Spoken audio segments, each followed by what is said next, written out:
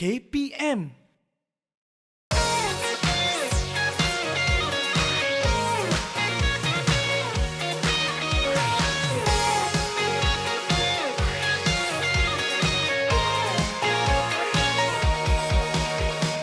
Assalamualaikum. Salam sejahtera, what's up everybody? Anda sedang menyaksikan apa dia kawan-kawan? Kokurikulum. Ya, bersama dengan saya Akmal Nazri, seperti biasa kita akan belajar apa antara aktiviti-aktiviti yang dijalankan oleh badan unit beruniform tersebut. Dan seperti biasa, kalau ada Bobby, ada Bismi, ada siapa lagi? Ada Bashira, semestinya kita akan belajar bulan sabit merah Malaysia. Agak-agaknya kan hari ini siapa cikgu yang akan mengajar kita semua? Tahu tak siapa? Tahu? Tapi sebelum tu ingat kita belum menang lagi, jadi sila patuhi segala SOP, sentiasa cuci tangan dengan kerap, memakai pelitup muka dan juga menjaga jarak 1 meter. Ini kenapa tak pakai mask ni? Mana mask? Bobby, Bismi, Bashirah, mana mask ni? Tak apalah. Aku nak pergi ambil mask diorang sekejap. Kita tengok dulu profil guru hari ini. Sekejap tau, pergi ambil.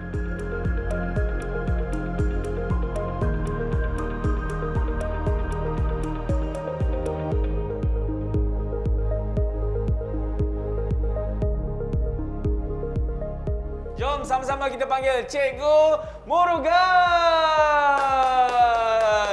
Cikgu? Cikgu? Cikgu bukan masuk ikut sini ke? Macam mana boleh masuk ikut sini ni, Cikgu? Di mana-mana, bila-bila kita akan membantu orang. Itulah Cikgu Murugan. Apa khabar, Cikgu? Sihat? Fantastik. Okey, baik. Cikgu, seperti biasa, kita nak tahu sejarah ringkas mengenai Bulan Sabit Merah Malaysia. Kalau sebelum ini kita dah tahu mengenai Geneva Convention yang pertama, dan cikgu ada menyebutkan mengenai Geneva Convention yang kedua. Mari kita tengok Convention Geneva kedua. Convention Geneva kedua ini, Akmal, ditandatangani pada tahun 1907. Oh, okey. 1907. Baik. Dan seperti juga, sama seperti Geneva Convention pertama, beberapa negara mula datang menandatangani. So, kali ini ada peningkatan negara. Bilangan negara yang menerima Geneva Convention 2 ini sudah bertambah. Okey. Sudah ada kesedaran, elemen kesedaran itu sudah ada. Kalau perang kita kena bersiap sedia. Ya. So, mereka pun turutlah datang sign convention. Dia terimalah, dia akur. Okey. Dia akur, dia terima undang-undang ini, peraturan ini, dia terima. Baik. Okey. Mari kita tengok intipati ataupun kandungan Geneva Convention nombor 2 secara umumnya ialah membantu askar orang awam yang cedera di laut. Okey, di laut kita tak kisah, kita buat je kan. Ya. Dia tenggelam ke apa ke, tapi sebagai orang yang kapal ke askar ke yang ada di laut melihat ada kapal askarnya cedera ataupun kapal dia mula tenggelam, bantuan harus diberi. Jangan pula alah dia biar macam itu je lah. Tak ada. Sebab kita sudah menandatangani, negara berkenaan sudah menandatangani Geneva Convention ini. Right. Apabila cerita pasal Geneva Convention 2, aplikasinya kalau ada masa, student di rumah, tolong Google Argentina Britain War 1982 ataupun Falkland Island War. Falkland Island War 1982. You typekan, you akan dapat lihat sendiri bagaimanakah Geneva Convention ini diaplikasikan dalam satu perang. Dia memberi satu kesedaran yang sangat baik. Bukan hanya cakap-cakap saja, Geneva Convention 2, sememangnya kapten kapal, askar tentera British mengamalkan dan mempraktikkan Geneva Convention yang telah ditandatangani oleh negara berkenaan pada 1907 ini, memberi impak yang sangat positif kepada Geneva Convention. Nice. Okey, itu dia secara sejarah ringkas, cikgu. Apa yang berlaku sewaktu Geneva Convention yang kedua. Cikgu ada bau tak, cikgu? Saya tak dengar, saya tak rasa bau, saya dengar bunyi. Okey, cikgu ada dengar tak bunyi orang keracunan makanan? Tak ada. Tak ada. Bukan kalau seseorang itu keracunan makanan dia keluarkan bunyi ke cikgu? Tak ada. Ada cikgu. Ada bunyi perut. Nak tahu bunyi apa? Aduh. Aduh, duh. Cikgu tak pernah keracunan makanan cikgu? Siapa terlepas daripada keracunan makan? Selagi kita makan, memangnya kalau kita tak tertib, Ya. kita tak pandai jaga, makanan terdedah Ya. ataupun makanan yang telah tercemar, kalau kita tak serius, Ya. sememangnya kita akan mengalami keracunan Makanan. Dan cikgu, definisi di sebalik keracunan makanan ni apa sebenarnya? Topik hari ini adalah keracunan Makanan. Keracunan makanan, apa definisinya? Itu saya nak tahu juga tu cikgu. Okey. Pemakanan yang telah tercemar oleh bakteria menyebabkan keracunan makanan. Baik. Okey. Kalau kita tidak urus dengan baik, kita akan pemakan ni akan mengalami keracunan. Selalu yang ramai yang makan makanan di luar, makanan yang tak begitu dia ambil perhatian tentang aspek kesihatan, Ya. kebersihan menyebabkan keracunan. Aduh, cikgu. Cikgu. Toilet di sana. Kat mana cikgu? Toilet di sana. Okey, kita nak berhenti rehat dulu. Selepas ini kita akan tahu punca-punca dan juga tanda-tanda keracunan makanan. Cikgu, tanda kat mana cikgu? Didik TV KPM. Didik TV KPM. Anda masih lagi menyaksikan Didik TV KPM. Lega cikgu. Cikgu, nanti kalau dah mula cikgu beritahu tau. Dah mula ke cikgu? Dah mula tunggu Akmal je. Cikgu, kenapa tak bagi saya kat belakang tadi? You pergi mana? Kan tadi saya memerut. Tangan dah cuci? Dah. Jangan risau cikgu. Sekali lagi sanitize. Dah, nampak? Sanitizer nampak? Alright, masih lagi menyaksikan Curriculum bersama dengan kami. Kita dah tahu dah hari ini kita nak belajar keracunan makanan. Cikgu, punca seseorang itu terkena keracunan makanan.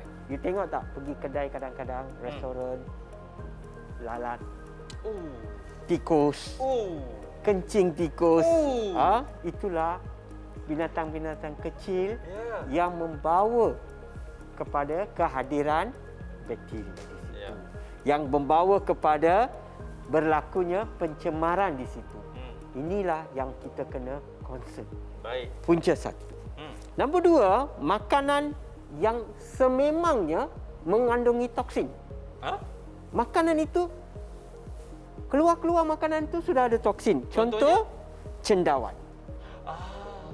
You pergi cendawan, beli kat supermarket, beli kat pasar, selamat. Itu selamat. Tapi, you pergi jalan-jalan di hutan. Nampak pula cendawan yang warna biru lah, warna merah lah. Itu boleh mengandungi toksin. Ya. Ada juga kerang, kerang, ikan bersisik yang tidak dibersihkan. Dia sememangnya ada. Bukan sebarang ikan kita boleh makan. Betul. Makanan-makanan sebegini sememangnya sudah ada toksin. So, itu nombor dua. Nombor tiga adalah olahan makanan itu adalah berpunca daripada rempah ratus. Okey, itu individu lah. Mungkin Akmal makan satu-satu rempah, Akmal tak ada apa. Saya makan memulas perut. Itu diri sendiri mangsa. Alright, faktor yang seterusnya adalah faktor tukang masak. Yes. Banyak kes-kes di negara kita ni berpunca daripada tukang masak itu sendiri. Pergi toilet, datang tak basuh dengan betul, terus memasak kuku panjang. Tidak mendapat suntikan. Okey. Dengan lagi ialah luka di tangan pada tukang masak tu. Ada luka dengan tidak tertutupnya, dengan berdarah, bernanah. Dia masak, kita makan. Air sekali, makanan dalam tin. Makanan dalam tin, kita ada kat peti ais, ada kat rumah, kita buka, terus masak, makan. Kita jarang-jarang sekali tengok tarik luput the expiry date. Okey. Akmal, Ya. apa kata kalau kita pergi ke tanda-tanda keracunan makanan? Iya, cikgu. Sebab kalau kita sebut tanda-tanda, dia pun akan masuk, cikgu. Kenapa Setiap dia kali ni? kita sebut tanda-tanda, dia pun akan masuk, cikgu. Dia mengalami apa? Tanda-tanda, ada tanda-tanda? Saya rasa dia mengalami Keracunan. demam, cikgu. Assalamualaikum. Assalamualaikum. Tak jawab dosa. Ini kenapa keracunan makanan ke? Oh, keracunan makanan, cikgu. Tapi cikgu, dia masuk, kuning, cikgu. Kuning hari ni? Silam mata saya. Oh. Kuning. Cikgu, jom cikgu kita pergi Okey, melihat jom mangsa. kita pergi tengok, Cikgu dah sanitize belum? Dah sanitize dah? Oh. Tadi dah, kita ulang balik. Tak salah buat lebih. Okey, kita Sikit buat lagi. cikgu. Okey. Baik, ini kita buat double protection, cikgu. Yes. Sebab kita nak merawat mangsa dan melihat tanda-tanda ni juga. Yes. Okey, cikgu. Mari Jom. kita lihat, cikgu. Okey. Ui, kenapa tu, cikgu? Perut dia. Ui, cikgu. Kita kena bagi rawatan yang cepat ni, cikgu. Ini ialah simulasi semata-mata. Ya. Tapi dari simulasi ini ada elemen pembelajaran. Di Yes. mana kita dapat melihat seorang mangsa yang mengalami keracunan makanan. Apa berlaku? Okey, Akmal? jom cikgu. Kita ni, cikgu. Ini kenapa pakai bedak putih-putih ni? Pucat. Oh, ini pucat. Okey. Pucat. Baru saya faham, cikgu. Okey, mangsa, mari kita tengok tanda-tanda Akmal. Ya. Dalam aspek tanda-tanda yang orang mengalami keracunan makanan, perkara pertama dia loyak. Lawyer, cikgu. Dan mangsa akan muntah. Oi, jangan kat sini. Nampak? Duduk sini. Bobby, sila tengok mangsa kita. Dia nak pucat dekat kita pula. Okey, seterusnya, cikgu. Okey, Akmal tengok tangan mangsa di mana? Dekat sini, Di cikgu. perut. Ya. Okay, that means sakit perut. Kehadiran bakteria di abdomen, di usus menyebabkan mangsa sudah sakit perut. Okey. Okey. Kalau kita tanya mangsa akan bagi tahu kita tahu dia dah berapa kali pergi toilet. Sebab cirit-berit, loose motion, Ya. cirit-berit. Dia punya najis akan berkeluar dalam keadaan yang lembut, berair. Okey, sebab perut sudah memulas. Kehadiran benda asing iaitu toksin, kehadiran bakteria sudah menyebabkan memulas-mulas perutnya dan dah pergi toilet banyak kali. Banyak. Okey, seterusnya student, mangsa juga mengalami pening. So, pastikan kita baringkan dia lah. Jangan bagi dia gerak jalan sana jalan sini because mangsa sudah pergi toilet banyak kali. Dia dalam keletihan. Ini tanda-tanda dia. Cirit-berit tu tanda-tanda. So, kesinambungannya ialah pastikan dia baring. Another tanda pening dan sudah mula demam. Sudah mula demam. You tengok. Ingat, kadang-kadang mangsa akan pengsan. Okey, oleh yang demikian, dengan adanya pembelajaran tanda-tanda keracunan makanan, kita ya tahu. Ramai daripada kita di sekarang ini, zaman moden ini, Ya. makan makanan luar banyak. Makan di restoran, makan di gerai. So, dengan adanya ilmu punca keracunan dan tanda-tanda mangsa mengalami keracunan, kita sewajarnya sudah bersedia berhadapan dengan menguruskan mangsa yang mengalami Keracunan makanan. makanan. Baik, Serah cikgu. kembali kepada Akmal. Okey, tadi kita dapat tengok antara tanda-tandanya adalah mangsa itu akan sakit perut. Loya, Mangsa akan lawyer. muntah, Mangsa akan muntah. Mangsa juga akan demam. Sakit perut Demam, juga. demam, menggigil dan juga mangsa akan pengsan. Nampak? Semua dalam satu lah dia ada tanda-tanda ni. Jadi kita nak berhenti rehat dulu. Selepas ini kita akan melihat bagaimana kita nak merawat mangsa yang keracunan makanan. Selepas ini dalam apa, cikgu? Co-curriculum PDD KPM. Yeah. Didik TV KPM. Didik TV KPM. Cikgu tolong cikgu. Cikgu Murugan tolonglah kawan saya yang keracunan makanan cikgu. Oh, keracunan? Keracunan makanan ni cikgu. Keracunan makanan. Cikgu tolonglah cikgu. Tolonglah rawat kawan saya ni cikgu. Pelajar sekalian, Ya. anda sedang menyaksikan mangsa yang mengalami keracunan makanan. Ya cikgu. Ini adalah simulasi yang kita lakukan untuk keracunan makanan. Nombor 1, apabila anda berhadapan dengan confirm mengalami keracunan makanan, perkara 1, baringkan mangsa. Okey. Kita dah ada mangsa baring. Yap. Betul, Akmal? Betul. Okey. Seterusnya, mangsa macam Panik. risau, Oh, gelisah. panik, gelisah. Ha. So, kita perlu tenangkan dia. Ah, Akmal kan pandai. saya tenangkan. Cikgu, bawa bersabar cikgu. Cikgu, kami Ahli Belah Sabit Merah Malaysia, kami akan cuba bantu cikgu. Betul cikgu? Langkah ketiga, kita panggil ambulan. Okey. Akmal tolong dial 999 then come back to me. Okey, saya minta kawan-kawan di rumah boleh cikgu? Boleh. Kawan-kawan, tolonglah kawan saya. Tolong kawan saya. Macam mana tu? Boleh lah. Telefon ambulans sekiranya apabila kita berdepan dengan situasi macam ni, kita telefon ambulans 999 dan beritahu kepada mereka apa yang sedang berlaku. Betul cikgu? Yes. Lokasi jangan lupa. Dan lokasi jangan lupa. Dan jangan buat panggilan palsu tau. Betul cikgu? Okey. Very good. Okey. Sekarang ambulan dalam perjalanan, betul? Betul. Dah calling tadi kan? Dah cikgu. Okey. Sementara itu kita bagi minuman. Minuman suhu bilik. Kita bagi minuman. Okey, boleh? Oh, Okey. ada di sini. Ada cikgu.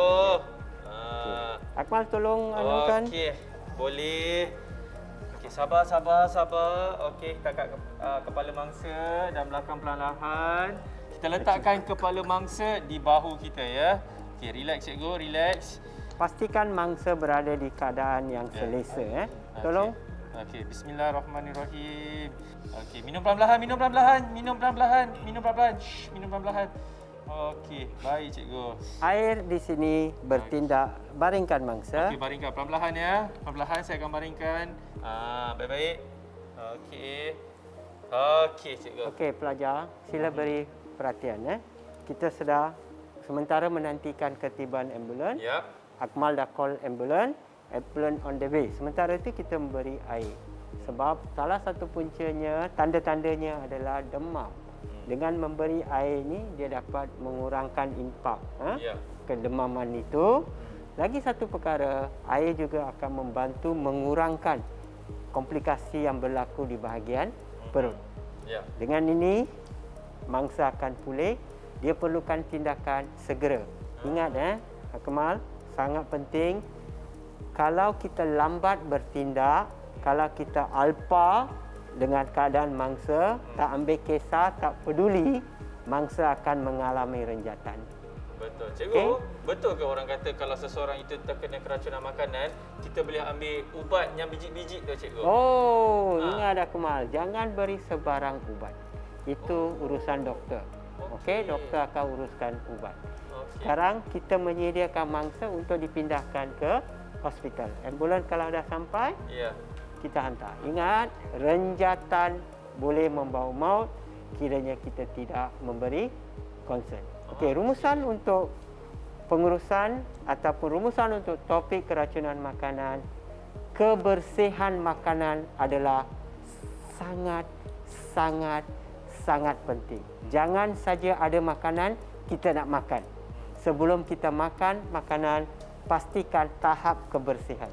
Tanya diri kita, pandang betul-betul, tengok betul-betul penyediaan dan juga cara makanan disimpan. Baik, Okey? cikgu. Itu dari segi rumusan. Rumusan. Untuk nilai-nilai murni pelajar, aspek kebersihan merupakan juga satu nilai murni yang sangat penting. Dalam kehidupan seharian, pentingkan kebersihan. Pentingkan kebersihan kerana apabila kita membesar, aspek etika kebersihan seharusnya menjadi sebahagian cara hidup kita. Baik. Apa saja, di mana saja kita berada, pentingkan aspek kebersihan. Baik. Dengan adanya kebersihan dalam amalan hidup kita, maka kita bebas daripada sebarang penyakit, bebas daripada sebarang keracunan makanan. Dan sebarang keracunan makanan boleh kita hindari. Akmal, Okey, terima kasih banyak-banyak Cikgu Murugan di atas perkongsian tersebut yang mana hari ini kita dah belajar banyak perkara dalam keracunan makanan. Kita dah tahu punca-punca, tanda-tanda dan juga rawatan sekiranya seseorang itu terkena keracunan makanan. Apa-apa pun ingat, sekiranya kita berdepan dengan apa-apa masalah Cikgu, jangan panik. Betul Cikgu kan? Itu yang saya sentiasa ingatkan kepada kawan-kawan di rumah. Baik, terima kasih. Dah okey ke sekarang perut? Alhamdulillah Cikgu. Okey. Senyum sudah. Senyum. Pakai pelitup muka. Baik, jadi kita akan jumpa lagi untuk episod seterusnya di dalam co-curriculum. Di mana Cikgu? TV, KPM. Didik TV, KPM.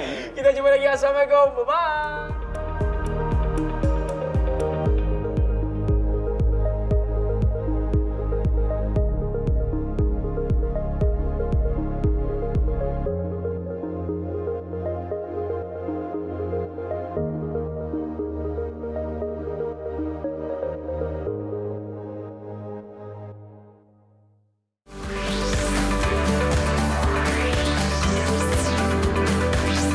Didik TV KPM